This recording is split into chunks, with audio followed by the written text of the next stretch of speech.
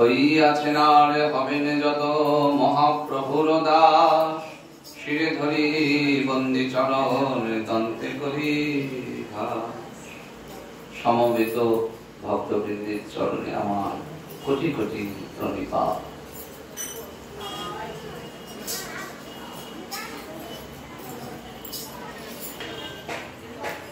আজ আমাদের খুব আনন্দের দিন, যে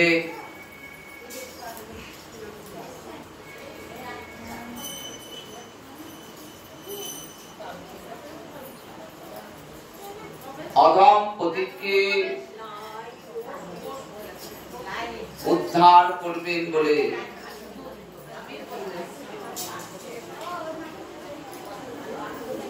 শ্রীমতী রাধারানী এবং শ্রীমতীর রাধা প্রেমে পাকা হয়ে থাকা ঠাকুর মাধব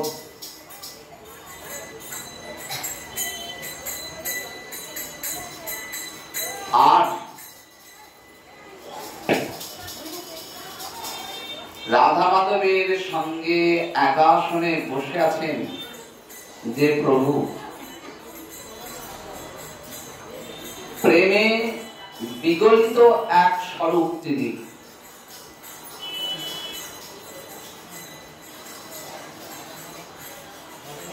প্রেম যখন গোবিন্দকেও বিগলিত করে দেয়, গলিয়ে দেয়, তখন সেই প্রভু কেমন হতে পারে প্রেমে বিগলিত অবস্থায়? তার প্রকট স্বরূপটি হলেন প্রভু জগন্নাথ।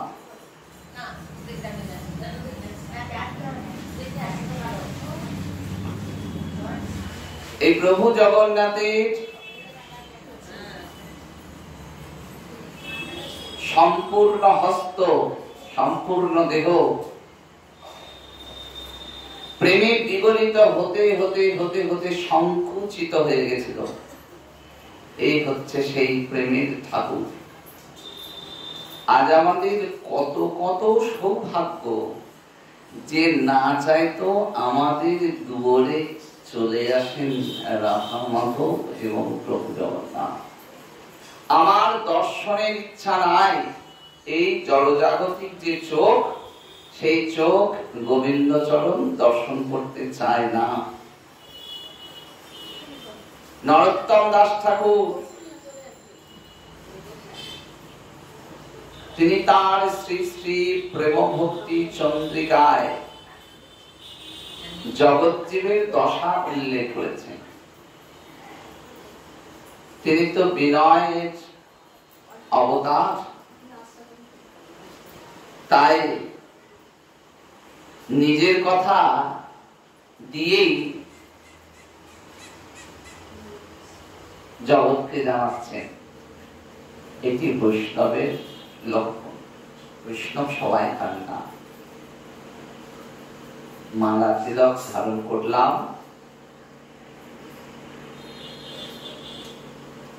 খুব সেবা করছি, তাহলে কিন্তু বৈষ্ণবীয় দীনতা আসবে না। এটি অত্যন্ত গোপনীয় বিষয়, বাইরে থেকে বোঝবার উপায় নাই কে বৈষ্ণব আর কে বৈষ্ণব নয়। তা নরোত্তম দাস ঠাকুর বৈষ্ণব শিরোমণি, তিনি কি বললেন? বললেন কামে মোর হতচিত, নাহি জানে হিতাহিত। হিত মানে মঙ্গল, অহিত মানে অমঙ্গল। জীবের দশা কেমন বলেন ওই রকম। কামে মোর হতচিত, আমার মনটা কামনায় পরিপূর্ণ হয়ে রয়েছে। হত মানে মরে গেছে, নাহি জানে হিতায়। তাহলে এই মরে যাওয়া মন কেমন করে সে তার মঙ্গলের কথা চিন্তা করতে পারবে, আর কেমন করেই বা কোনটাতে আমার অমঙ্গল হবে সেটা জানতে পারবে? জানতে পারবে কি? জানতে পারবে না। যে মন দিয়ে আমি বিচার বিশ্লেষণ করব, সেই মনটা যদি মৃত হয়ে থাকে, তাহলে সে তার ভালো মন্দ আমাকে জানান দেবে কেমন করে?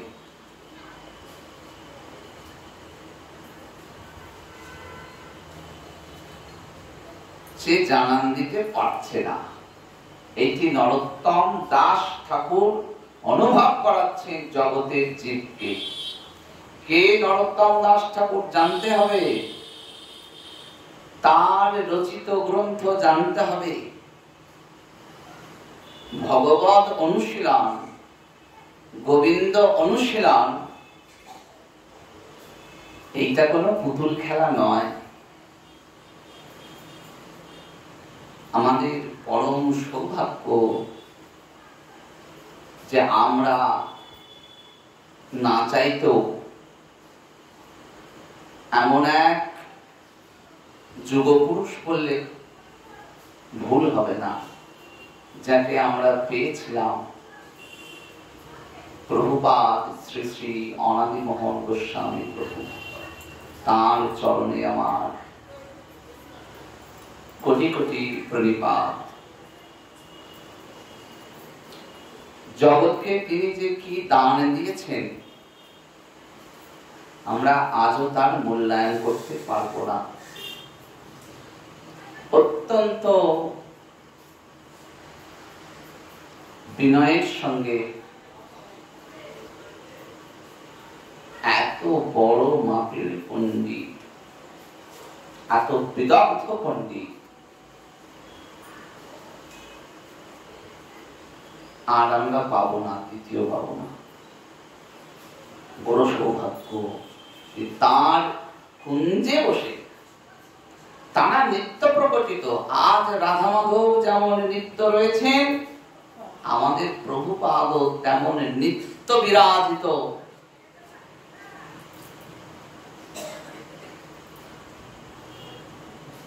প্রমাণ, নিতাইয়ের চরণ সত্য, তাহার সেবক নিত্য। যিনি নিতাই চরণ সেবা করে গেছেন, তিনি অনিত্য হতে পারবেন না। নিতাইয়ের সেবক নিত্যকালের, নিতাইয়ের দাস নিত্যকালের। এইটা আমাদের বড় সাহস।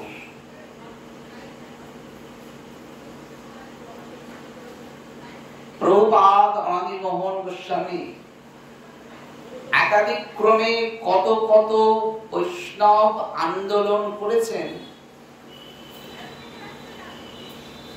আমরা কল্পনা করতে পারি না তিনি করে গেছেন। আমাদের মতো অধমদের জন্য, মূর্খের জন্য তিনি যা করে গেছেন আমরা তা জানি না। কত কত গ্রন্থ সম্পাদিত করেছেন। এখন ইন্টারনেটের যুগ, যারা খোঁজ খবর রাখেন, খোঁজ খবর রাখলে জানবেন যে তার গ্রন্থ কোথায় কোথায় রয়েছে, কেমন ভাবে সংরক্ষিত রয়েছে। এইখানে বসে তাকে আমরা উপলব্ধি করতে পারি না।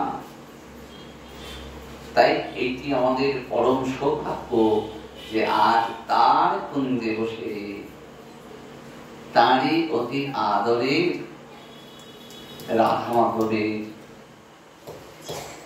যে বিগ্রহ তার দর্শন করছি, প্রসাদ পাচ্ছি, বড় সৌভাগ্য।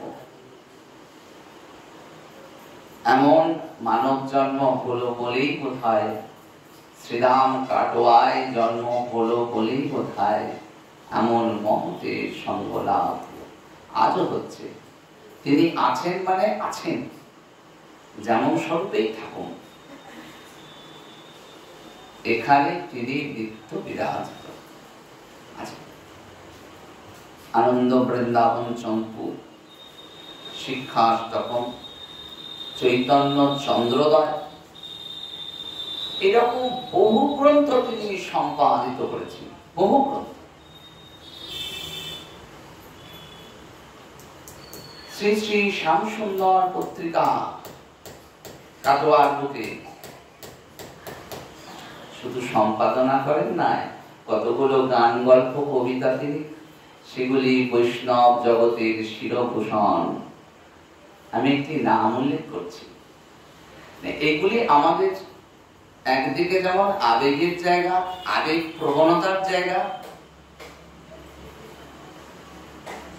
যে এমন জনকে আমরা কত না কাছে পেয়েছি, সেই সঙ্গে আমাদের অহংকারের বিষয়, গর্বের বিষয়। তার কথা কে উল্লেখ করেছেন? অনেকেই নাম শুনেছেন, অনেকেই নাম শোনেন নাই। আমি অনুরোধ করব, যারা শোনেন নাই, যারা জানেন নাই, তারা জানুন।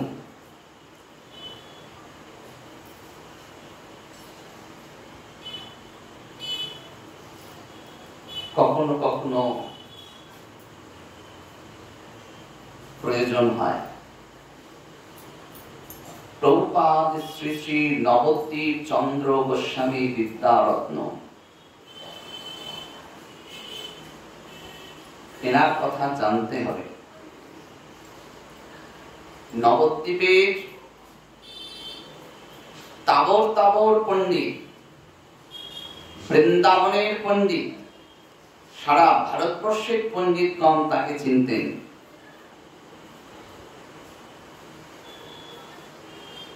বহু বিষয়ে ভাগবতীয় বিচার বিশ্লেষণ করে দেখিয়েছেন, বিভিন্ন গ্রন্থ সম্পাদনা করেছেন, রচনা করেছেন, যেগুলি আজও বৈষ্ণব জগতে যখন প্রশ্ন ওঠে সেগুলি নিয়ে আলোচনা সমালোচনা হয়। শ্রী নবদ্বীপ চন্দ্র গোস্বামী বিদ্যারত্ন প্রভুপাদ আমাদের অতি আদরের শ্রী শ্রী অনাদমোহন গোস্বামী প্রভুকে উল্লেখ করছেন তাঁর গ্রন্থে।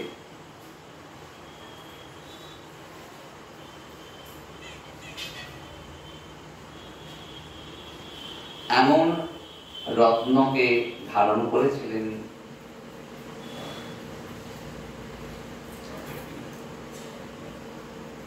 এই পৃথিবী, ধারণ করেছিলেন এই ধাম। তিনি এসেছিলেন, আমাদেরকে কৃতকৃতার্থ করেছেন। যত দর্শন করব তত আমরা কৃতকৃতার্থ হব।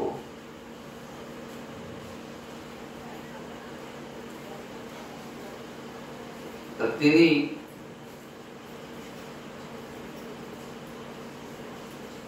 কোন বংশে? তিনি হচ্ছেন নিত্যানন্দ প্রভুর কন্যা গঙ্গা মাতা। সেই গঙ্গা মাতার বংশের অন্যতম প্রাণ পুরুষ তিনি।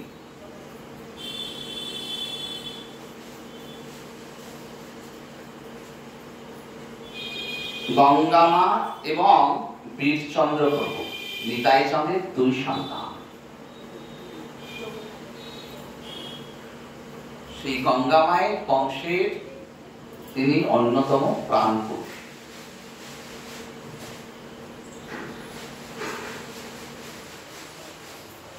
গঙ্গা মায়ের কথা বড়ই আস্বাদনীয়, বড়ই লোভনীয়। কেন? তিনি নিত্যানন্দ প্রভুর অতি আদরের ধন ছিলেন। দেখবেন পঞ্চতত্ত্ব কীর্তনে আমরা বলি বসুধা জাহ্নব প্রাণ গঙ্গা বীর চন্দ্র। কীর্তন শুধু সুরে তালে গান নয়, কীর্তন হচ্ছে সিদ্ধান্ত। বৈষ্ণব জগতে কীর্তন হচ্ছে সিদ্ধান্ত। সেইখানে পদের শেষে পদকর্তার উল্লেখ থাকে। কেন? এটি তার অনুভববেদ্য বিষয়, কোন কাল্পনিক রচনা তিনি করেন নাই। সাধনে ভাবিব যাহা সিদ্ধ দেহে পাব তাহা।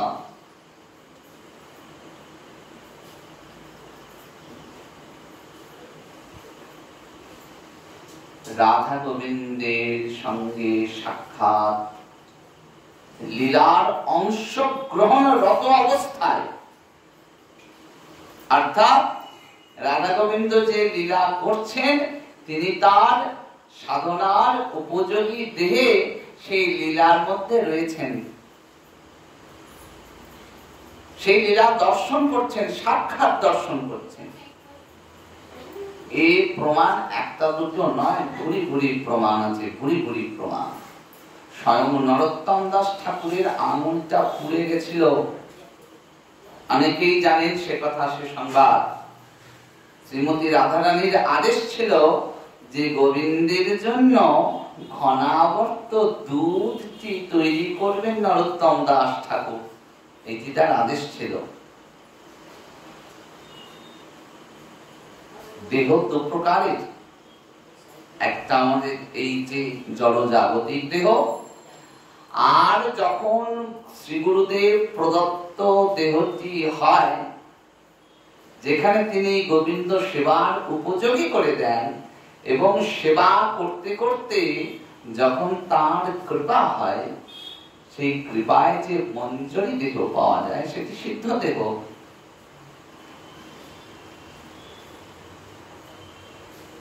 সেই সিদ্ধ দেহেও সেবা করছেন, আবার একই সঙ্গে জড়জাগতিক দেহ সেবা করছেন। এই সিদ্ধ দেহে যখন সেবা করছেন, সেবা করতে করতে স্বয়ং নরোত্তম দাস ঠাকুরের আঙুলটি পুড়ে গেছিল, সেটি জড়জাগতিক দেহ প্রকাশিত হয়েছিল। তাই সাবধান হতে হবে। দেখবেন এই কারণে প্রসাদ গ্রহণের সময় পরম্পরা ক্রমে চলে আসছে, এই 1-2 বছর 3 বছর 5 বছরের ঘটনা নয়। বারবার মনে করিয়ে দেন, সাধু সাবধান, একটু সাবধান হয়ে প্রসাদ গ্রহণ করো। প্রসাদ কোন সাধারণ তরি তরকারি খাবার দাবার নয়। প্রসাদে গোবিন্দের অধরামৃতকে আমি গ্রহণ করছি, আমাকে প্রস্তুত থাকতে হবে মনের প্রাণে যে আমি কি গ্রহণ করতে চললাম। তাই এই জগতে প্রতিপদে সাবধানতার প্রয়োজন আছে।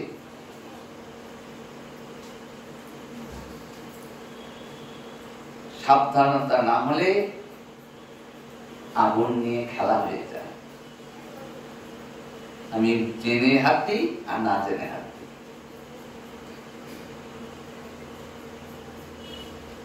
তাই মহাজনেরা যে কথা বলেছেন সেই পথ আমরা অনুসরণ করি।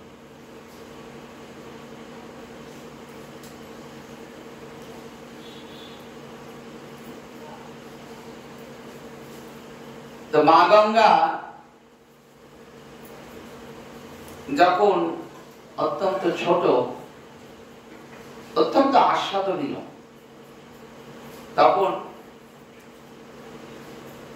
যখন প্রথম জন্মেছেন,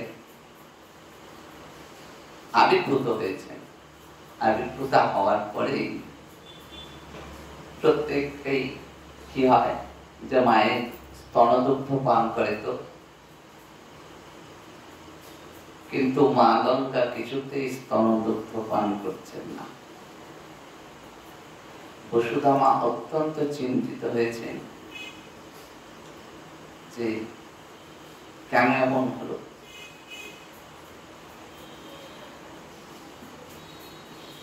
তাহলে কি মায়ের কোনো শরীর খারাপ হলো, অসুস্থ হলো?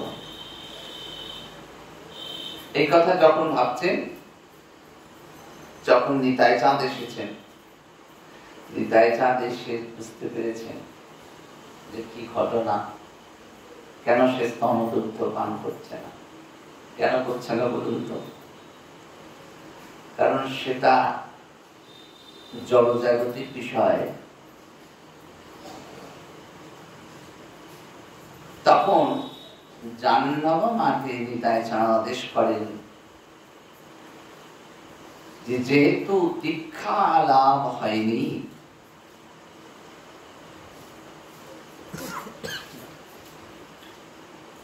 তাই মা গঙ্গা ওই স্তনদুগ্ধ পান করবেন না। সাক্ষাৎ জাহ্নবা মাতা অনঙ্গ মঞ্জরি স্বরূপা,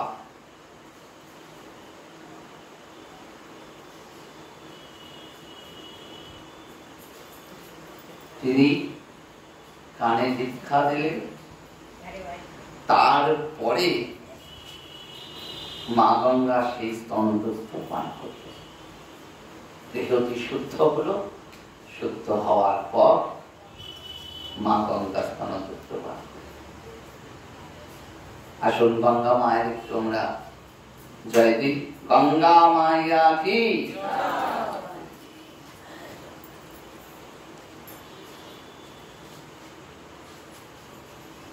এই গঙ্গা মায়ের কথা প্রভু খুব বিস্তৃত করে, খুব সুন্দর করে বর্ণনা করেছে। ওই নবদ্বীপ চন্দ্র গোস্বামী বিদ্যারত্ন যখন গঙ্গা মায়ের কথা বলছেন, তখন তিনি আমাদের অনাদিমোহন গোস্বামী প্রভুকে উল্লেখ করেছেন। কেননা এই সম্পর্কে বিস্তারিত তথ্য তেমন ভাবে কোথাও খুব একটা পাওয়া যায় না। তিনি কৃপা করে গ্রন্থ রূপে আমাদেরকে দিয়ে গেছেন বলে আমরা জানতে পেরেছি।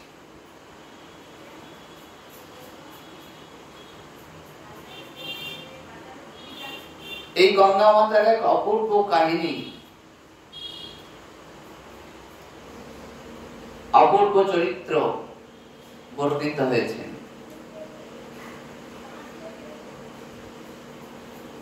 না, যখন গঙ্গা মাতা খুব ছোট্টটি আর বীরচন্দ্র প্রভুকে ভাইকে কোলে নিয়ে ঘুরছেন, তখন তাকে দর্শন করার জন্য এসেছেন অভিরাম গোস্বামী ঠাকুর।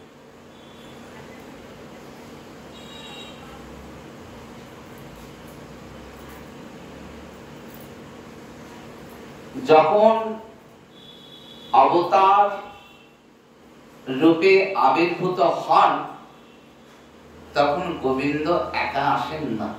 একা এলে তো লীলার পরিপুষ্টি হবে না। ওই রবীন্দ্রনাথ একটু সহজ করে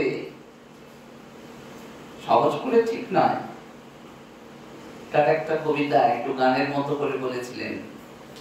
গানের মতো নয়, গান করেই বলেছিলেন, তাই তোমার আনন্দ আমার পর, তুমি তাই এসেছো নিচে। এইখানে একটা অংশ আছে, আমায় নিয়ে মেলেছ এই মেলা, আমার হিয়ায় চলছে রসের খেলা, মোর জীবনে বিচিত্র রূপ ধরি, তোমার ইচ্ছা তরঙ্গিছে, তাই তোমার আনন্দ আমার পর। বলছে আমায় নিয়ে মেলেছ এই মেলা। প্রভু, তুমি যে এত কিছু করছো, আমাকে ছাড়া তো তুমি কিছু করতে পারতে না। এই আমি হচ্ছে ভক্তের কথা। ভক্ত ভগবানের প্রতি দাবি করছেন, বললে তুমি যে এসে যে লীলা করছো না, সেই লীলাটা আমাকে ছাড়া অসম্পূর্ণ। আমাকে ছাড়া তুমি নও, তোমাকে ছাড়া আমি যেমন নই তেমন আমাকে ছাড়াও তুমি নও। অর্থাৎ সপার্শ্বদ আসেন। ভগবান যখন আসেন তার নিত্যকালের যারা সঙ্গী তাদেরকে পার্শ্বদ বলা হয়। নিত্যকালের যারা সঙ্গী সেই নিত্যকালের সঙ্গীদের সঙ্গে নিয়ে আসেন। সেই এক সঙ্গী হলেন অভিরাম গোস্বামী ঠাকুর। তিনি দাপর যুগে শ্রীদাম শাখা ছিলেন। আজকে গৌর লীলায় এসেছেন অভিরাম গোস্বামী। অভিরাম গোস্বামী হয়ে এসেছেন দ্বাদশ গোপাল। দেখবেন পঞ্চতত্ত্বের বর্ণনাতেও দ্বাদশ গোপালের কথা চলে আসে। জয় জয় ছয় চক্রবর্তী অষ্টকবিরাজ, দ্বাদশ গোপাল, 64 মহান্ত। এগুলি খুব যত্ন করে শুনলে তবে বোঝা যায় যে আমি কি করছি। সতর্কতা, সচেতনতা এই পথে প্রয়োজন, না হলে সিদ্ধান্ত গোলমাল হয়ে যাবে, সিদ্ধান্ত এলোমেলো হয়ে যাবে। যে গুরু পরম্পরা আশ্রয় করে আমরা সেবা করি, এই জন্য দেখবেন বৈষ্ণবীয় পরম্পরায় আমার হয়ে কেউ পুজো করে দেবে সেটা চলবে না। কিন্তু গৌরীর অবদানটা একবার বুঝে দেখুন। যদি গৌর না হইতো কেমনে হইতো, কেমনে ধরিতাম রে শ্রী রাধার মহিমা প্রেম রস সীমা জগতে জানাতো কে? পদকর্তা প্রশ্ন করছেন জগতের জীবকে, ওগো ঘুমিয়ে থাকা জগতের জীব, তুমি কি জানো আমার গৌর হরি কি অবদান দিয়ে গেছেন? বলেন জানো না তুমি। তন্ত্র মন্ত্রের দেশ, ভগবান ওইখানে দূরে থাকবে। একজন পূজারী আমার হয়ে গোত্র ধরে সংকল্প করে ফুল দিয়ে দিল, আমি হাত জোড় করে প্রণাম করে আমার দায় সারা সেরে চলে এলাম। আপনার গুরুদেব কিন্তু সেটি করবেন না। যারা দীক্ষা নিয়েছেন, যারা অর্চনা করেন, যাদের সঙ্গে গুরুদেবের সম্পর্ক আছে, তারা জানেন যে প্রতিদিন ফুল তুলসী চোখের জলে গোবিন্দ চরণে আমায় দিতেই হবে, এটা আমার দায়বদ্ধতা। আমার হয়ে কেউ পুজো করে দিলে চলবে না, এটা পুজো নয়, এটা সেবা। সেবা কখন হবে? যখন সম্বন্ধ তৈরি হবে। এটাও অশাস্ত্রীয় নয়, এটাও মন গড়া কথা নয়, এটাও কোনো কল্পনার কথা নয়। আপনারা জীব গোস্বামীর কথা শুনেছেন, রূপ গোস্বামীর কথা শুনেছেন, সনাতন গোস্বামীর কথা শুনেছেন। তারা যে সমস্ত সিদ্ধান্ত গ্রন্থ বলেছেন সেখানেই কথা বলেছেন যে ভগবানের সঙ্গে তিনটে বিষয় রয়েছে আমাদের। একটা সম্বন্ধ, একটা অভিধেয়, আর একটা প্রয়োজন। আমি কি পাবো না পাবো সেই সব হিসেব নিকেশ আর কি। তার মধ্যে একটা গুরুত্বপূর্ণ বিষয় হলো সম্বন্ধ তত্ত্ব।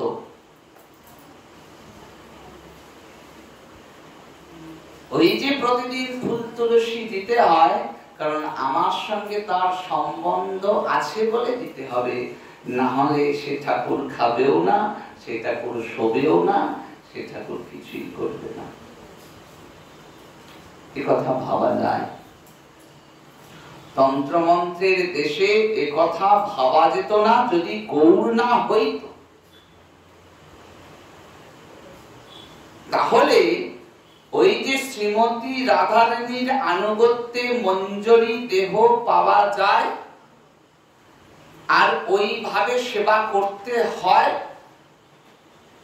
তাহলে জানা যেত না এটি গৌর হরির সাক্ষাৎ কৃপা, এইটিকে বললেন অনর্পিত চরিঞ্চিরাত।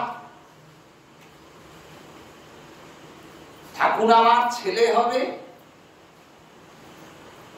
আমি তার মাতা পিতা হব। ঠাকুর আমার সখা হবে, আমি তার বন্ধু হব। আরো পরে হতে পারে, আরো কাছে হতে পারে। তাই তোমার আনন্দ আমার পর আমায় নিয়ে মেলেছ এই মেলা, আমার গিয়ায় চলছে রসের খেলা। ও ঠাকুর আরো কাছে হতে পারে। কত কাছে? বললেন আমার দ্বৈত হতে পারে, আমার প্রিয়তম হতে পারে। আমি আমার প্রিয়জনকে বলি না যে তুমি আমার প্রিয়তম? বলেন ওই ঠাকুর হতে পারে প্রিয়তম। সবরই তার সমস্ত যৌবন শেষ অবস্থা কার দেখা পেল? প্রভু রামচন্দ্রের। কামে মোর হতচিত, যে অবস্থায় জগতের জীব কোন সিদ্ধান্ত নিতে পারে না যে কি করা উচিত, ঠাকুর ভজবো কি ভজবো না, সেই অবস্থায় সবরই বলছেন, আমার গুরুদেব বলেছেন যে আমার পতি হচ্ছে রামচন্দ্র, আমার আর দ্বিতীয় পতি নাই। যুবতী অবস্থায় সংসার ত্যাগ করলে আমরা ভয় পাই, একাদশী করতে ভয় পায়, সংসারে অমঙ্গল করে। কেমন আমাদের বিভ্রান্তি দেখুন চিত্তে। এগুলো সিদ্ধান্তের বিভ্রান্তি, এগুলো সিদ্ধান্ত না জানার ফল। আমি যে পথে চলছি সে পথটা কেমন সেটিও বলা আছে। হরি বলবো আর মদন মোহন হেরিব গো, আমরা সেই রূপেতে ব্রজের পথে চলিব গো। আমাদের পথটা কোনটা? আমাদের পথটা কিন্তু ব্রজের পথ। কিন্তু ব্রজের পথে যাব বললেই তো হবে না। ব্রজের পথে যাব বললেই হবে না। ব্রজের পথে নিয়ে যাবে কে? এই ব্রজের পথটা দেখাবে কে? গোপিকাগণের যেই প্রেম কহে ভাগবতে, নিত্যানন্দ হইতে তাহা পাইল জগতে। কেমন সিদ্ধান্ত করছেন দেখুন। যদি গৌর না হয় তো খুব সহজ কথা নয়, অত সহজ কথা নয়। সুরে সুরে গেয়ে দিলাম যদি গৌর না হইতো না, সুরের গান নয় শুধু। যারা অনুভব করছেন, আধুনিক কবি রবীন্দ্রনাথ বলছেন রূপে তোমায় ভোলাবো না, হাল ছেড়ে দিয়েছেন। বলে সুরে রূপে গোবিন্দকে বশীভূত করা যায় না। কেন? গোবিন্দ গুণাতীত, সাত্বিক গুণেরও তিনি দ্বারা অভিভূত নন। এসব সিদ্ধান্তের কথা, ভজনের কথা, গোপন কথা, গভীর কথা, গূঢ় কথা, জটিল।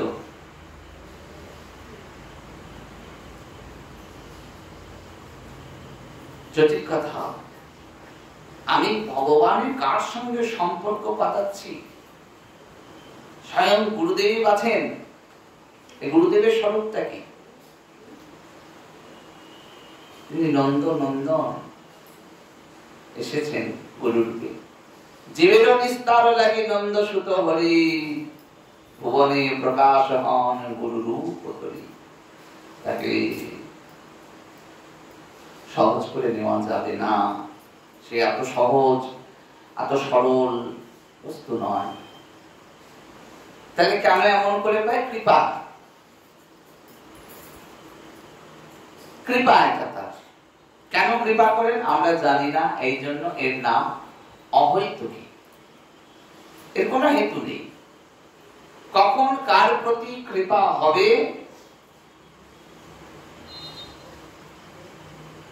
আমরা কেউ জানি না। তাই তার পথপানে চরণ পানে চেয়ে থাকায় লৌলম এই কলম, ওই লোভটাই হচ্ছে একমাত্র বস্তু যা দিয়ে তাকে পাওয়া যায়।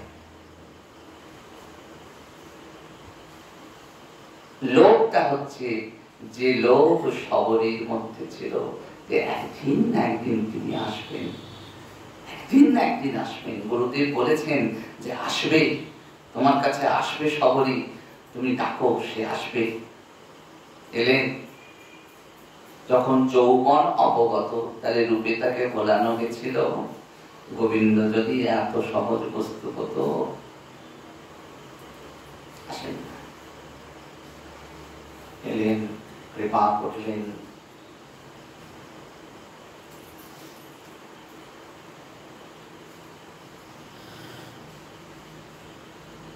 নিত্যকালের তার সঙ্গে সম্পর্ক, সেই সম্পর্কের যখন লীলা করছেন, সেই অভিরাম দাস ঠাকুর যখন এলেন, তখন ওই আপন জনটিকে চিনবেন বলে এসেছেন। নিত্যানন্দ কন্যা মা গঙ্গাকে প্রণাম জানাবেন। ওদিকে বসুধা মায়ের অন্তরে ইচ্ছা নয় যে অভিরাম ঠাকুর প্রণাম জানান। কেন? কারণ অভিরাম ঠাকুর যদি প্রণাম জানায়, তাহলে যদি সেই প্রণাম গ্রহণের শক্তি না থাকে, তাহলে মৃত্যু হবে সাক্ষাৎ। ব্রজের শ্রীদাম শাখা তিনি আজ অভিরাম হয়ে এসেছেন। মনে ইচ্ছা নয়, মায়ের কোন তো, সে তো মা যশোদার মতো তো কাঁদে। এইটি হচ্ছে সম্বন্ধ, যে মা মানতে পারেন না যে ছেলে বা মেয়ে আমার দৈবী শক্তি নিয়ে এসেছে, তিনি ভয় পান। এইটি বাৎসল্য। এই বাৎসল্যের ভোখা ভগবান, তিনিও বুঝতে পারেন না যে জীব কেন এমন করে ভালোবাসে আমার গঙ্গা মাতাকে। আর মা গঙ্গার অন্তরে ইচ্ছা যে আমি অভিরামকে কৃপা করব। বীরচন্দ্র প্রভুকে কোলে নিয়ে যখন এসেছেন, একবারে চঞ্চলা বালিকার মতো চলে এসেছেন। এসে তার প্রতি দেখছেন আর মিট মিট করে হাসছেন। এইবার প্রণাম করলেন অভিরাম গোস্বামী ঠাকুর। প্রথমবার প্রণাম করলেন, দেখলেন খুব ভয়ে ভয়ে চোখ খুলছেন, ভাবছেন না জানি কি হয়। দেখলেন মা গঙ্গা মিটি মিটি হাসছে। আবারও প্রণাম করলেন, দেখলেন আবারও মিটি মিটি হাসছে। এমনি করে 12 বার প্রণাম করেছেন, আর 12 বার বিভিন্ন স্বরূপ দর্শন করেছেন মা গঙ্গা। অত্যন্ত আহ্লাদিত হয়েছেন অভিরাম ঠাকুর, অত্যন্ত আহ্লাদিত,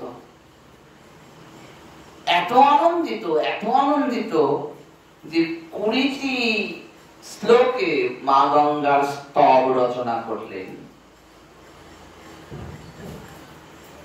যেমন করে প্রভুপাদ অনাদিমোহন গোস্বামী প্রভু সেই সন্ধান দিয়েছেন, ঠিক তেমন করে আপনারা যদি খোঁজ রাখেন, তাহলে দেখবেন আরো কিছু কিছু গ্রন্থে, কিছু কিছু পত্রিকায় ওই অভিরাম ঠাকুরের স্তবটি দেওয়া রয়েছে। তাহলে এবার ভাবুন, আমাদের কত বড় সৌভাগ্য যে আজ সেই গঙ্গা বংশের সেবিত, গঙ্গা বংশের গোস্বামীগণের সেবিত ওই বিগ্রহের সামনে এসে আমরা দাঁড়াতে পারছি, তাকে আমরা নয়ন ভরে দর্শন করতে পারছি, যে আমাদের কম সৌভাগ্য নয়। এই দর্শনে আমাদের জন্ম জন্মান্তরের যত কিছু ক্লেশ সব দূরীভূত হবে।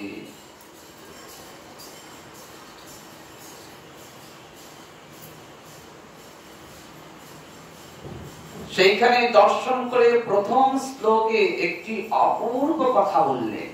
বললেন, মা, আমি তোমায় দর্শন করলাম। কেমন করে দর্শন করছি জানো? বললেন, গোবিন্দ এবং রাধারানী যুগলে দাঁড়িয়ে আছেন মিলিত অবস্থায়। আর এই মিলিত অবস্থায়, মিলন অবস্থাতেই বিরহের উৎকণ্ঠা জেগে উঠল। যখনই বিরহের উৎকণ্ঠা জেগে উঠেছে, তখনই তাদের অঙ্গ হতে যে শ্বেত প্রবাহিত হয়েছে, বলেন জগতের মুনি ঋষিরা ওই শ্বেতকে পবিত্র পাবন, জগৎ পাবনকারী গঙ্গা নামে অভিহিতা করলেন। আজ আমি তোমাকে প্রণাম করে সেই স্বরূপ দর্শন করতে পারলাম।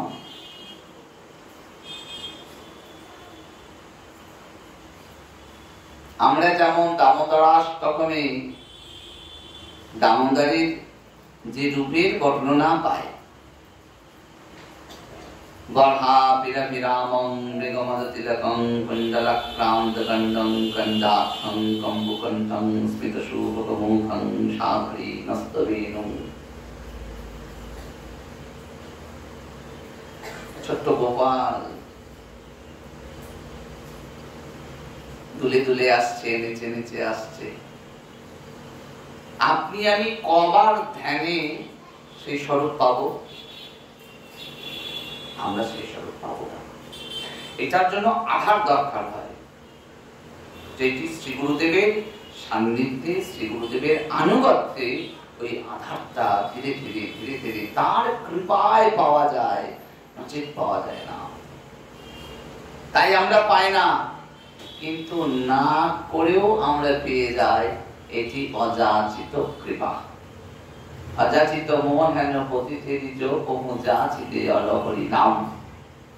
ওই নামে তো প্রেম আছে। সব দিয়ে দিয়েছেন উজাড় করে, শ্রী গুরুদেব সব উজাড় করে দিয়েছেন ভালোবেসে। প্রেমের ভান্ডারী তিনি। কেন? কারণ শ্রীমতী রাধারানীর দাস্যে রয়েছেন যে তিনি। প্রেমের ভান্ডারটা তার কাছে আছে, গোবিন্দের কাছে নাই। গোবিন্দকে চেনা যাবে না।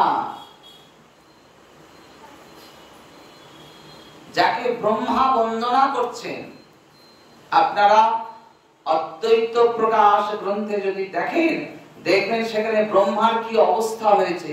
চৈতন্য চরিতামৃত উল্লেখ করেছেন যে ব্রহ্মা গোবিন্দের সমস্ত গোবৎস হরণ করে নেওয়ার পরে ব্রহ্মা ভেবেছেন যে আমি খুব জব্দ করেছি। এরপর গোবিন্দ ভাবলেন যে তাকে আমার ঐশ্বর্যটা একটু দেখাতে হবে। কেন? এই কথা ভেবে নয় যে তিনি গোবৎস হরণ করেছেন, তিনি এই কথা ভেবে ব্যথা পেয়েছেন যে তুমি ব্রজজনের অঙ্গে আঘাত করেছ। ভক্ত অঙ্গে আঘাত গোবিন্দ সইতে পারেন না। সেই ব্রহ্মা আসছেন যখন বুঝতে পেরেছেন ধ্যানে যে আমি নন্দনন্দনের সঙ্গে এরকম একটা কাজ করেছি। যখন দেখা করতে আসছেন, তখন গোবিন্দ তার ঐশ্বর্য প্রকাশ করে এক বিরাট প্রাসাদ তৈরি করেছেন, যে প্রাসাদে হাজার হাজার দরজা রয়েছে। আর এক একটা দরজা পেরিয়ে আসতে হবে ব্রহ্মাকে। প্রথম দরজাতে ব্রহ্মা বড় আঘাত পেলেন। যখন বললেন যে কোথায় যাচ্ছ? বললেন আমি গোবিন্দের সঙ্গে দেখা করব। বললো তোমার পরিচয়? বললেন আমি ব্রহ্মা। বললে কোন ব্রহ্মা? এই প্রথম প্রশ্নে বড় আঘাত পেলেন। ব্রহ্মা ভেবেছিলেন যে তিনি একমেব অদ্বিতীয়ম, দেখলেন না। আর যিনি প্রশ্ন করছেন তার 8টা মুখ। চতুর্ভুজ ব্রহ্মা অষ্টমুখ ব্রহ্মার কাছে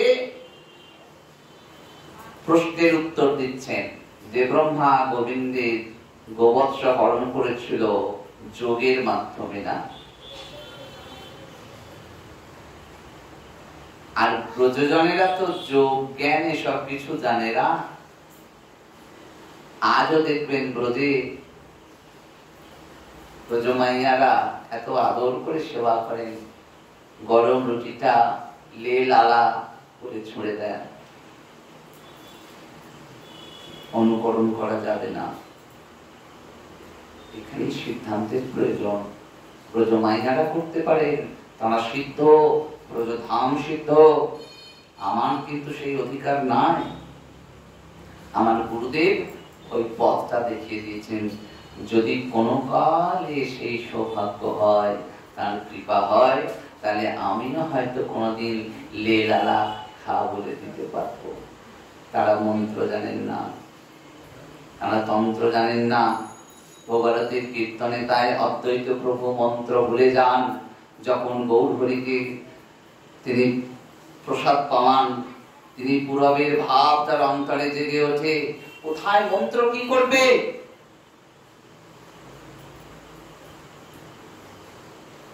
মন্ত্র আপনি কি করবে গোবিন্দ সেবায়? প্রমাণ করে গেছেন অদ্বৈত প্রভু, প্রমাণ দিয়ে গেছেন।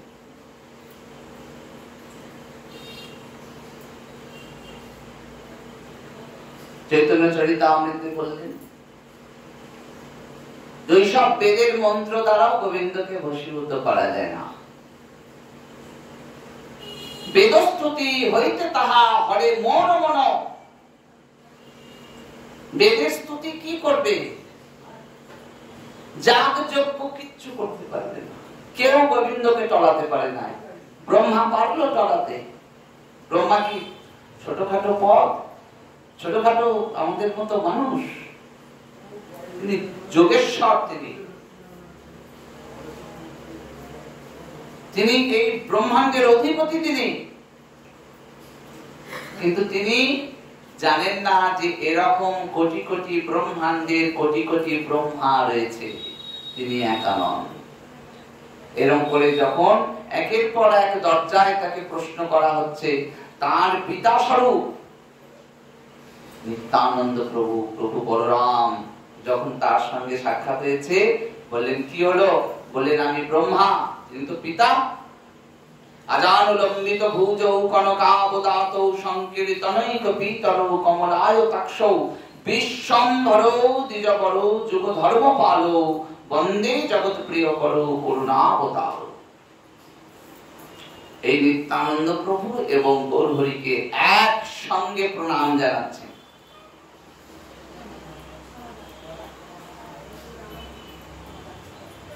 একসঙ্গে প্রণাম জানিয়েছেন। কেন না? গৌরহরি এবং নিতাই চাঁদ এই অভিন্ন চৈতন্য তনু নিত্যানন্দ রায়। নিতাই চাঁদ অভিন্ন চৈতন্য তনু, অভিন্ন তনু। তিনি তার ইচ্ছা হওয়া মাত্রে সেই ইচ্ছা পূরণ করেন নিতাই চাঁদ। গৌরহরিকে জগতে জানালো কে? গৌরকে এত কাছের করে পাওয়ালো কে? এত কাছের করে পাওয়ালো আমার নিতাই চাঁদ। সেই নিতাই চাঁদের কন্যা মা গঙ্গা।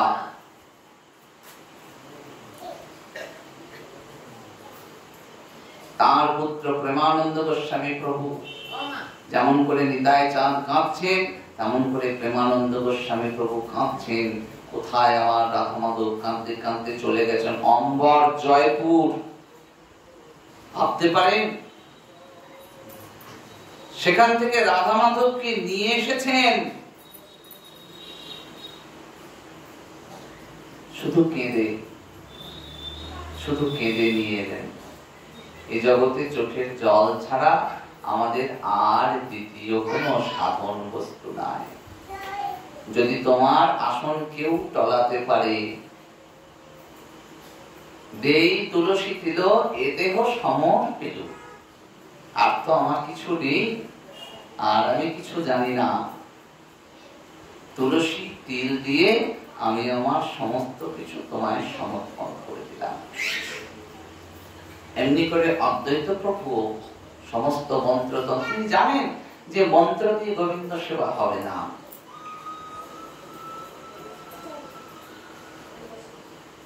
এই গৌরহরি অবতীর্ণ হচ্ছেন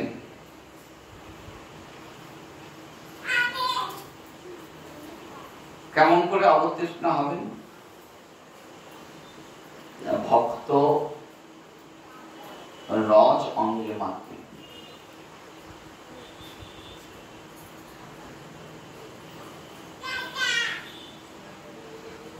তো সেই গৌরাঙ্গ মহাপ্রভুকে দর্শনের লালসা হয়েছে মা গঙ্গার।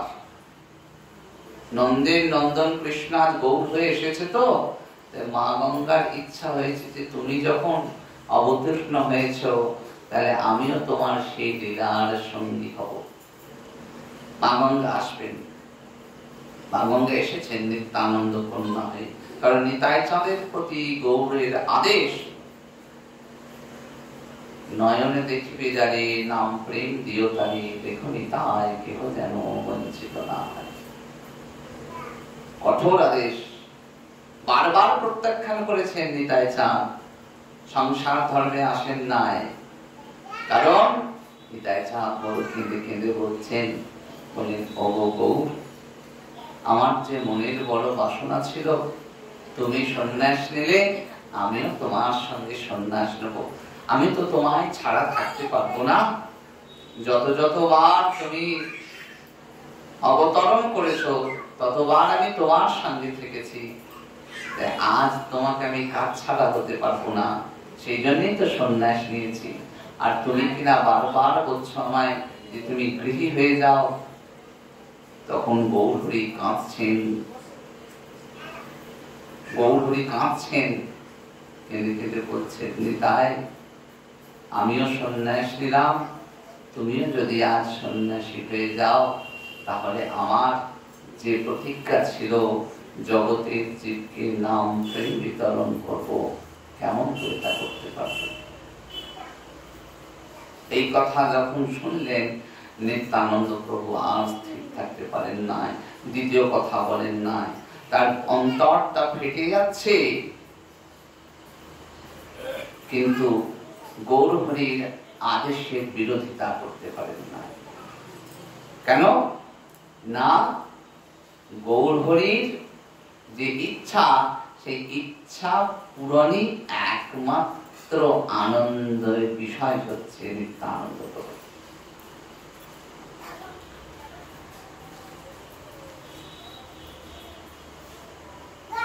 সেই নিত্যানন্দ প্রভুর কন্যা মা গঙ্গা প্রেমে পরিপূর্ণ,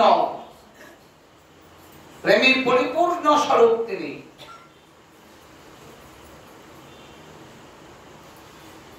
তবে রাম ঠাকুর এমনি করে বারবার দর্শন করেছেন, বলেন তুমি সেই রাধা গোবিন্দের মিলিত তনুর প্রবাহিনী শ্বেত,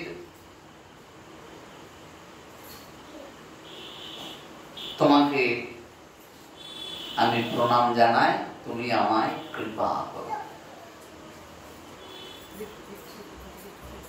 এমনি করে কৃপা ভিক্ষা করে নিলেন মা গঙ্গার কাছে।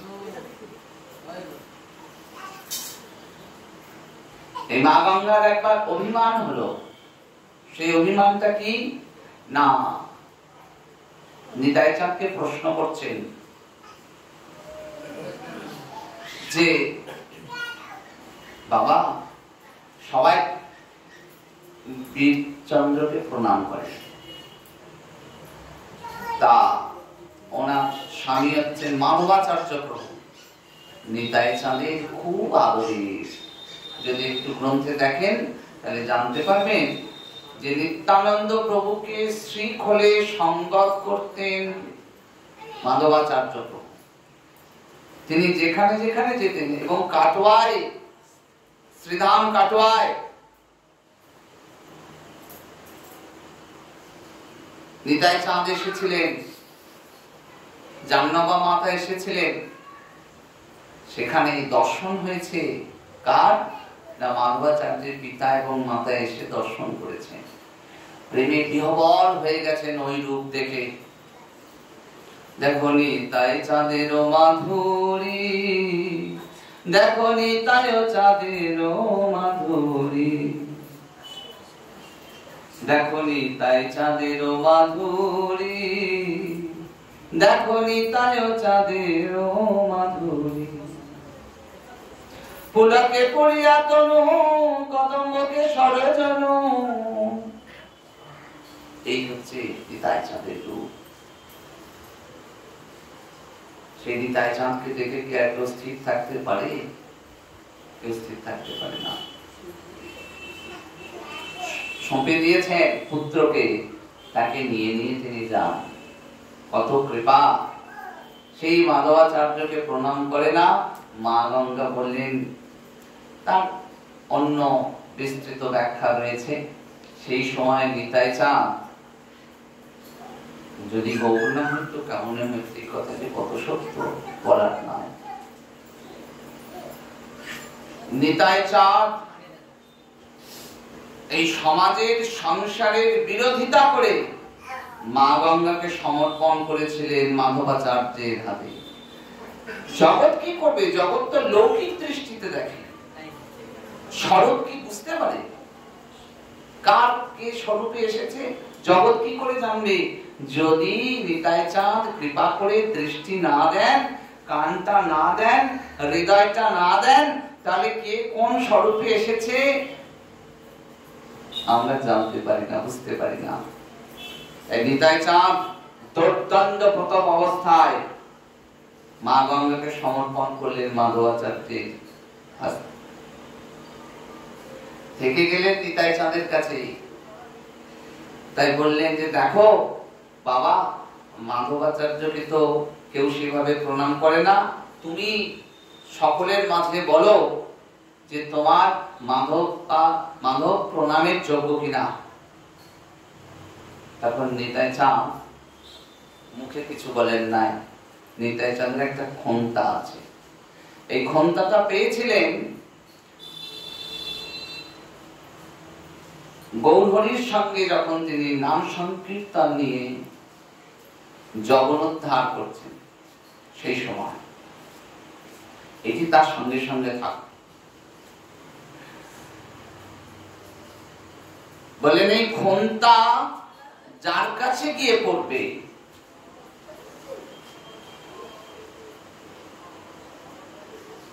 সেই প্রণামের যোগ্য, সেও প্রণামের যোগ্য। ক্ষমতাটি ছেড়ে দিলেন, সেই ক্ষমতা এসে কোথায় পড়লো? মাধবাচার্যের কাছে।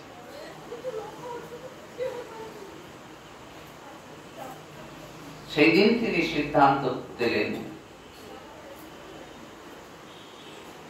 যে গঙ্গা বংশের যারা আছে তারা গোস্বামী বলে অভিহিত হবে, অদ্বৈত প্রভুর বংশের যারা আছেন তারা গোস্বামী বলে অভিহিত হবে, নিত্যানন্দ বংশের যারা আছেন তারা তো গোস্বামী বলে অভিহিত হবেনি, এটি কোনো প্রশ্ন নাই।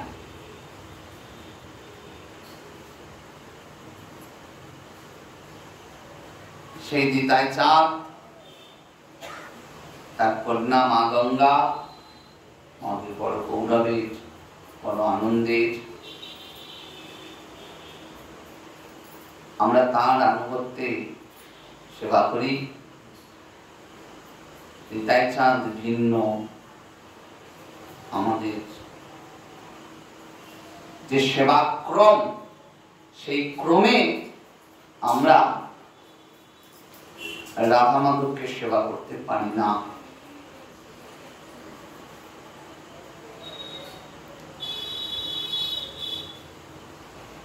সেবার একটা ক্রম আছে, এই ক্রমটা কিন্তু কাল্পনিক নয়, এই ক্রমটা বিচার সম্মত।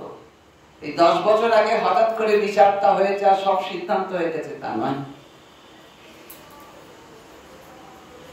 গৌরহরি অবতারের পর, গৌরহরির অবতরণের পর গৌরহরি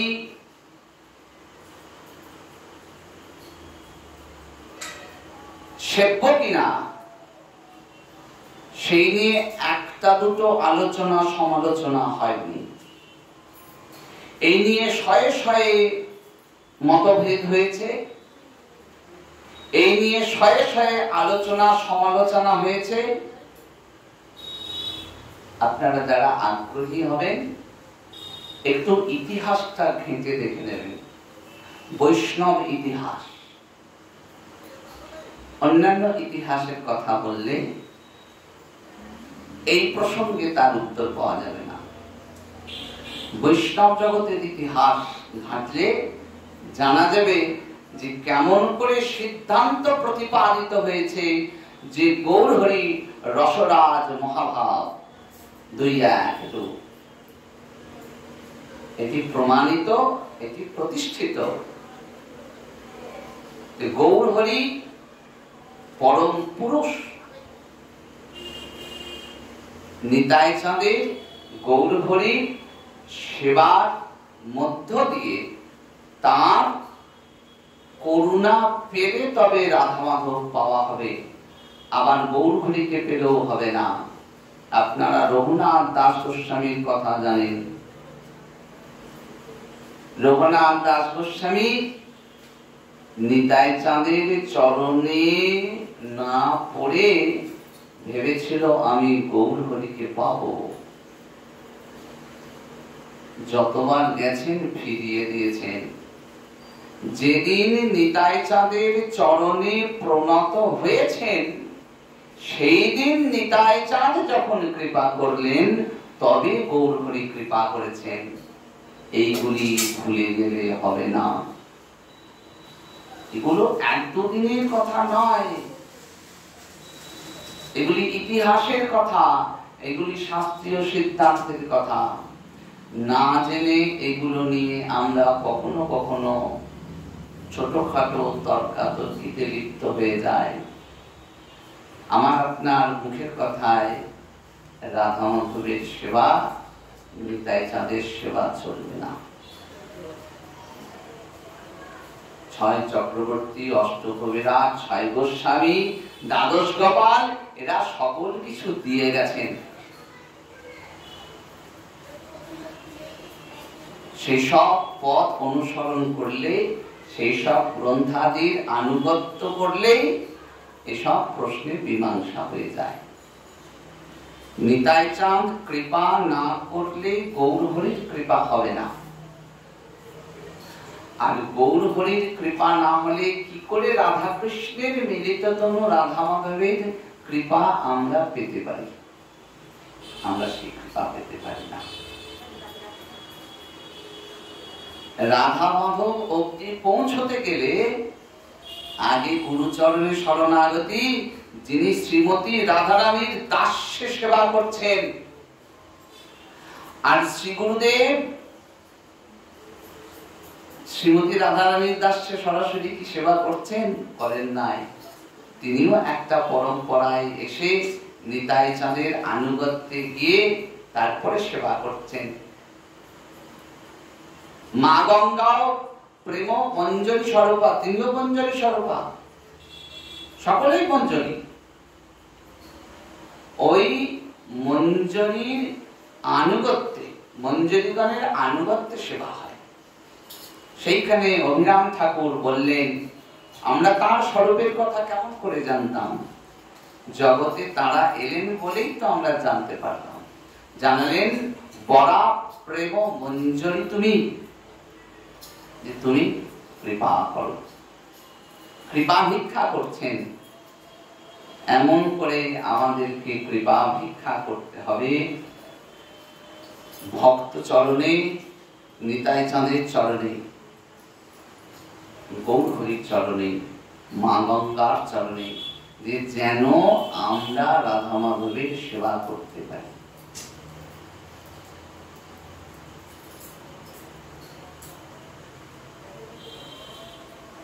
রাধা মাধবের কথা স্বয়ং নিতাই চাঁদ, যিনি সংকর্ষণ স্বরূপ, চার রূপে গোবিন্দের সেবা করছেন,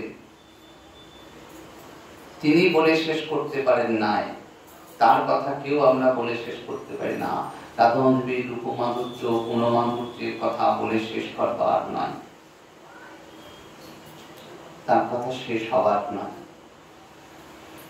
সেই রাধা মাধব আমাদের মতো ভক্তকে নিয়েই রয়েছেন। এ চিরকালে নিত্যকালের খেলা, তার নিত্যকালের। এমন নয় যে আমার আপনার সঙ্গে রাধা মাধবের, তিনি অঘটন ঘটন ঘটিয়সী। যদি নিতাই চাঁদ চান করুণা করে, যেমন করে জগায় মাথায় প্রতি কৃপা হয়েছিল না, মাথায় মেরেছে, মাথায় মেরেছে নিতাই চাঁদকে, মাথায় মেরেছে, বলেছে তুমি গৌর বলো, এই তার অপরাধ। মাথায় মেরেছে, মারার পরেও দ্বিতীয়বার যখন মারতে গেছে, জগায় শুধু আটকেছে, বলেছে আর মারিস না ভাই। নিতাই চাঁদ গলে গেলেন, মার খেলেন। একটু দেখে নেবেন গ্রন্থে, এটাই বলা আছে। গৌর নিতাই চাঁদ ওতেই গলে গেলেন। কত করুণার ঠাকুর, একবার ভাবুন। গৌর হরি এসেছেন সুদর্শন চক্র নিয়ে, কেন না ভক্ত অঙ্গে আঘাত লেগেছে। নিতাই চাঁদ ভক্ত তত্ত্ব, ভক্ত অঙ্গে আঘাত লেগেছে। ভগবান বললেন না, তুমি প্রতিজ্ঞা করে এসেছো যে আমি অস্ত্র ধরবো না, তাই তুমি আজ অস্ত্র ধারণ করো না। আর দেখো জগায় আমাকে বাঁচিয়েছে, তুমি জগাইকে কৃপা করো। নিতাই চাঁদ বললেন, তবে কৃপা হলো, সিদ্ধান্ত। নিতাই চাঁদ বললেন তবে কৃপা হলো। গৌর হরি কৃপা করতেই পারতেন আগে, করবেন না, কারণ তিনি নিতাই চাঁদকে দায়িত্ব দিয়েছেন, জগতে দেখিবে যারে নাম প্রেম দিও তারে। পরের কথাটা দেখো নিতাই, কেহ যেন বঞ্চিত না হয়। একদিকে প্রেম, একদিকে আদেশ, যে নিতাই চাঁদ তোমায় দায়িত্ব দিলাম, তুমি যেন ঠিক ঠিক করে পালন করো, তাহলে কেহ যেন বঞ্চিত না হয়। এই কথা যখন বলতে হচ্ছে, তাহলে কাউকেই বাদ দেওয়া যাবে না। এই তো আমার নিতাই স্বরূপ, এই তো আমার নিতাই চাঁদ। যে সময় সমাজে চন্ডাল, মুচি, শূদ্র, ব্রাহ্মণ এত ভেদাভেদ, সেইখানে দাঁড়িয়ে আবার নিতাই চাঁদ কত কৃপা করেছেন, সকলকে বুকে ধরেছেন। আধুনিক কবি নজরুল ইসলাম তিনি পর্যন্ত বলেছেন যে গৌর হরির কত কৃপা, যারে কোল দেয় না যাওয়া, কোল দেয় সে যারে তারে। যাকে জগতে কেউ কোল দিচ্ছে না, গৌর হরি তাকে কোল দিয়েছেন। এটা ইতিহাস, এটা ইতিহাসের কথা।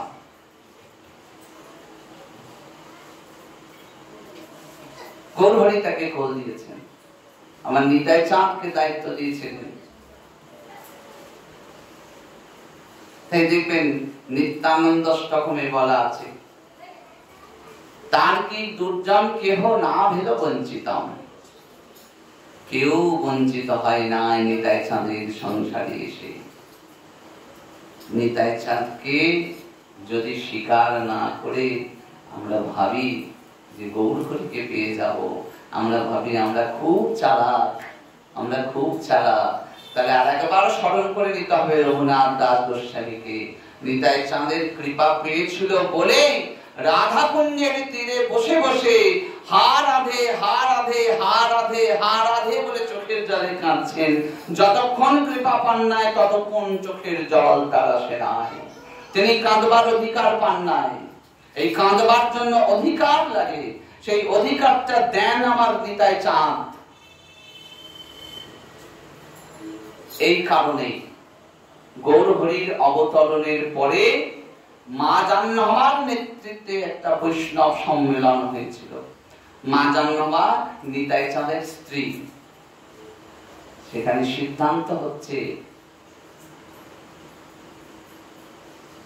যে আমাদের যা কিছু ভজন সাধন হবে গৌড়ীয় বৈষ্ণবদের, সেখানে নিতাই চাঁদের আনুগত্যে, গৌর হরির আনুগত্যে আমাদের সেই সেবা হবে। তাই দেখবেন পদাবলী কীর্তনে অথবা ভাগবত পাঠে অথবা যে কোনো কীর্তনে সর্বাগ্রে নিতাই চাঁদকে স্মরণ করতে হবে। এটা ক্রম, যে আমি নিতাই চাঁদকে ডাকলাম, আমি রাধা মাধবকে ডাকলাম, এই আলাদা আলাদা করে ডাকবার কথা কিন্তু সিদ্ধান্ত হয় নাই। কেন? এই কেনটা হচ্ছে যে যখন একটি আমরা মাধুর অথবা অভিশাপ এই সমস্ত কিছু স্মরণ করব, তখন সরাসরি আমি কেমন করে সেই লীলায় প্রবেশ করব? আমার তো কেউ অধিকার দেয়নি, আমার তো অধিকার হয়নি, আমাকে তো নিতাই চাঁদের আনুগত্য আসে নাই। নিতাই চাঁদের আনুগত্য নিয়ে গৌর হরির পুরবের ভাব যখন জাগবে, সেই পুরবের ভাবে গৌর হরি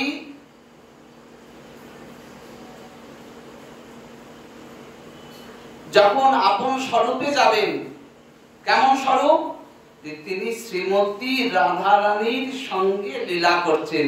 মনের রাধে শ্যাম নবঘন মন চোরা, মনের রাধে শ্যাম নবঘন মন চোরা, আজ রাই অঙ্গের ছটা লেগে শ্যাম হলো গোরা, আজ রাই অঙ্গের ছটা লেগে শ্যাম হলো গোরা, মনের রাধে শ্যাম নবঘন মন চোরা, তোরা দেখে জাগো ভাবে নিধির একই রঙ্গ, দেখে জাগো আজ শ্যাম হলো গৌরাঙ্গ, রাধে শ্যাম নবঘন মন চোরা, আজ হা কৃষ্ণ বলে দু নয়নে ধারা, আজ হা কৃষ্ণ বলে দু নয়নে ধারা। কেন দু নয়নে ধারা? কেন হা কৃষ্ণ বলে কাঁদছেন?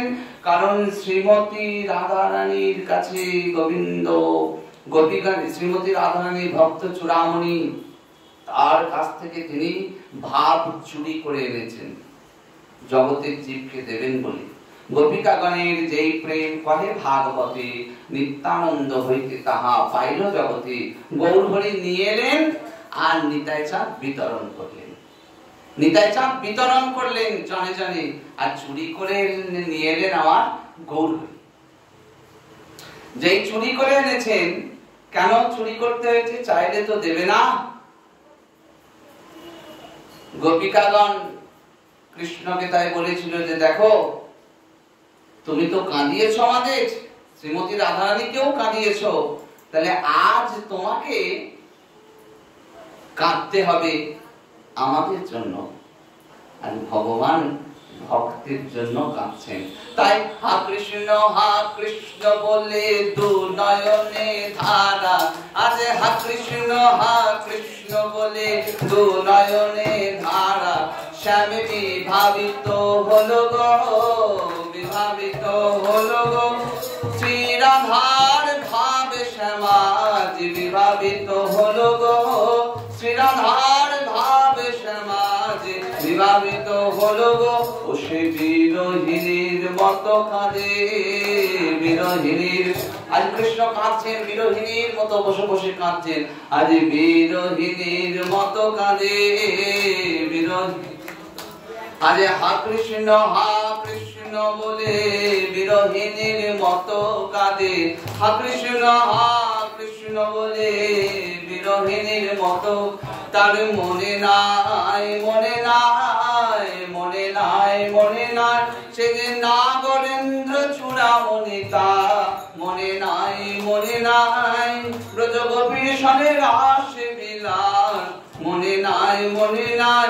আজ গৌর হলো ভাবে নিধির ভাবাবেশে গোরা, আজ গৌর হলো ভাবে নিধির ভাবাবেশে গোরা, ঋণ সুধেবে বলে গো, ঋণ সুধেবে বলে গো। এটা তার পূরবের ভাব। গৌর হয়ে এসেছেন ঠিক কথা, কিন্তু গৌর হয়ে এসে তিনি পূর্বের ভাবে চলে গেছেন। যেমন করে ভোগারতির কীর্তনের সময় গৌর হরির যখন আমরা অর্চনা করি, তখন গৌর হরি পূরবের ভাবে চলে যান কোথায়? রাধা কুঞ্জের তীরে, যেখানে শ্যামল ও গৌরী রয়েছেন। তিনি যাচ্ছেন, আমরা তার আনুগত্যে সেখানে প্রবেশ করছি। আমার গৌর হরি সেখানে গেলেন না, আমার নিতাই চাঁদ সেই কথা স্মরণে উদিত হলো না। আমার এত দূর আস্পর্ধা হয় কি করে ভজন পথে যে আমি সেই রাধা মাধবের লীলায় প্রবেশ করে যাব? একটা ক্রম আছে তো। আপনি একটা ফর্ম কিনবেন, সেখানে তো একটা ক্রম আছে। আপনার সামনে 10 জন দাঁড়িয়ে আছে, যে সকাল থেকে দাঁড়িয়ে আছে, আমি ক্রমটা ভেঙে নিতে চলে গেলাম, সে কি দেবে? দেবে না। ভজন পথে ক্রম ভেঙে যাওয়া যাবে না, কোনো মতেই যাওয়া যাবে না। আবারও বলছি, তাহলে রঘুনাথ দাস গোস্বামীকে আবার একবার স্মরণ করে নিতে হবে। ঋণ শুধবে বলে গো, শুধবে বলে গো, শ্রীরাধার প্রেমের রাজ শুধবে বলে গো, শ্রীরাধার প্রেমের রাজ শুধবে বলে গো। হা কৃষ্ণ বলে নয়ন জলে প্রেমের ঋণ শুধবে বলে, কৃষ্ণ বলে নয়ন জলে প্রেমের ঋণ শুধবে বলে, কৃষ্ণ শুধবে বলে। এমনি করে গৌর হরি পথে পথে কেঁদেছেন, আমার নিতাই চাঁদ পথে পথে কেঁদেছেন। তাহলে আমাদের একটা দায়িত্ব কর্তব্য রয়েছে। যারা গঙ্গা বংশের গোস্বামী, তারা এমন করে রাস্তায় আমরা কাঁদতে পারছি না, কিন্তু অন্তরে বাসনাটা আমাদের থাকবে যে তোমার যদি কৃপা হয় তাহলে একদিন না একদিন রাস্তায় এমন করে ঠিক কাঁদতে পারবো। যারা গঙ্গা বংশ গোস্বামীর আনুগত্যে রয়েছেন, তাদেরও অন্তরে এই বাসনাই হবে, আমার নিতাই চাঁদ কেঁদেছেন, আমার গৌর হরি কেঁদেছেন, তাহলে আমার একটা কর্তব্য আছে, আমিও একদিন তুমি যদি কৃপা করো, হা নিতাই হা গৌর তুমি যদি কৃপা করো, এমনি করে হা রাধে হা রাধে হা রাধে বলতে বলতে আমরাও রাস্তায় একদিন কাঁদতে পারবো। জয় জয় রাধে কৃষ্ণ গোবিন্দ, জয় জয় রাধে কৃষ্ণ গোবিন্দ, রাধে গোবিন্দ রাধে গোবিন্দ, রাধে গোবিন্দ রাধে গোবিন্দ, জয় জয় রাধে কৃষ্ণ